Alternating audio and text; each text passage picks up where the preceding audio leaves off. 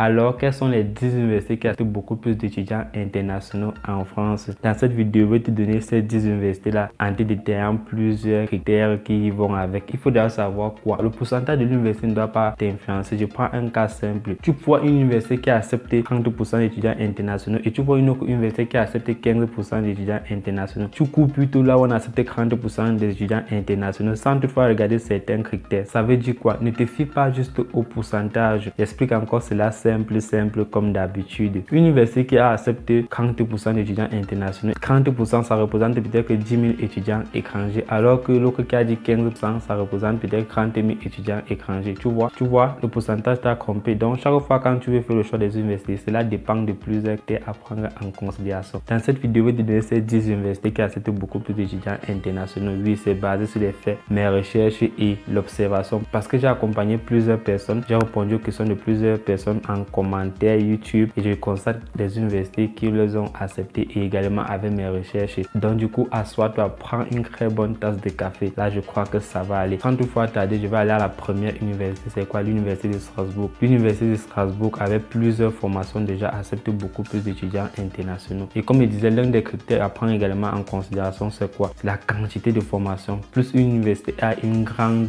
variété de formations, plus elle va accepter beaucoup plus d'étudiants internationaux. Bon, c'est vrai, c'est pas forcément proportionnel. Même s'ils prennent beaucoup de plus d'étudiants internationaux, rassure-toi, est-ce que chaque année ils prennent des étudiants internationaux dans la formation à laquelle tu souhaites postuler? C'est une question dont tu dois te poser et peu de personnes se posent cette question-là en fait. Sans toutefois tarder, je vais à la deuxième université qui accepte beaucoup plus d'étudiants internationaux. Là, on va un peu aller du côté de l'Île-de-France, quoi. Ok, c'est l'université de Paris-Saclay. L'université de Paris-Saclay également avec une grande variété de formations accepte beaucoup plus d'étudiants internationaux. Donc, il faut y penser à postuler là-bas. C'est vrai, tu vas me dire, Ismaël, plusieurs personnes postulent là-bas. C'est vrai, plusieurs personnes postulent, mais il y a aussi des universités où peu de personnes postulent et les formations ne prennent personne. Tu peux faire quoi alors? Donc, du coup, ça dépend de toi. Fais tes recherches. Donc, juste les universités qui acceptent beaucoup plus d'étudiants internationaux dans cette vidéo. Troisième position, on a l'université de Paris 7 également. Nous sommes toujours à l'Île-de-France, les gars. L'université de Paris 7 accepte beaucoup plus d'étudiants internationaux. C'est pour ça qu'il y a beaucoup plus d'étudiants internationaux à l'Île-de-France. Il y a au moins 3 universités dans le top 5. Donc, c'est vraiment les éléments à prendre en considération. Ouais, c'est vrai, c'est posé, non?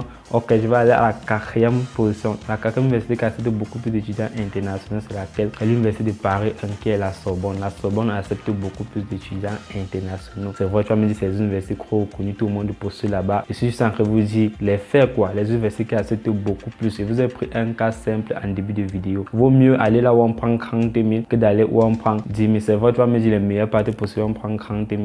Bon, c'est un critère à prendre en considération. Mais bon, ça va aller, quoi. La cinquième université qui accepte beaucoup plus d'étudiants internationaux, c'est l'université de Bordeaux. L'université de Bordeaux accepte beaucoup plus d'étudiants internationaux également. Donc, du coup, il faut penser ici à postuler également là-bas. Ça peut aller, faites des recherches. Au moins, c'est dans cette vidéo, je vais te lister 10 universités qui vont te permettre déjà de faire des recherches dessus, quoi. Et je pense que bon, ça va aller. Ça va toujours aller, les gars. Ne vous découragez pas aussitôt. Je vais aller à la sixième, non? Ouais, je vais aller à la sixième université qui accepte beaucoup plus d'étudiants internationaux. C'est l'université de Toulouse. L'université de Toulouse accepte beaucoup plus d'étudiants internationaux également avec leur variété de formation. Et c'est toujours à la fin, on va te donner un bonus. Un bonus qui est toujours dû à mon observation. Donc, reste jusqu'à la fin de cette vidéo et je pense que ça va aller. En septième position, on va te donner l'université de Nice. L'université de Nice accepte beaucoup plus d'étudiants internationaux. Si cette vidéo te plaît réellement et que tu découvres cette chaîne, je te suggère de t'abonner car tu ne vas rien rater. Chaque semaine, nous publions les vidéos pour vous aider à réaliser vos projets qui sont devenus ici en France avec l'ensemble de nos vidéos. Donc, en t'abonnant, tu ne vas rien rater sur les prochaines vidéos qui arrivent. Comment réussir son entretien à lettre de motivation. Donc, abonne-toi, tu ne vas rien rater. Et les gars, merci pour des abonnés. Vous qui likez toujours les vidéos, continuez à liker. Ça me fait plaisir et ça m'encourage vraiment à travailler davantage pour vous. Ça me plaît vraiment.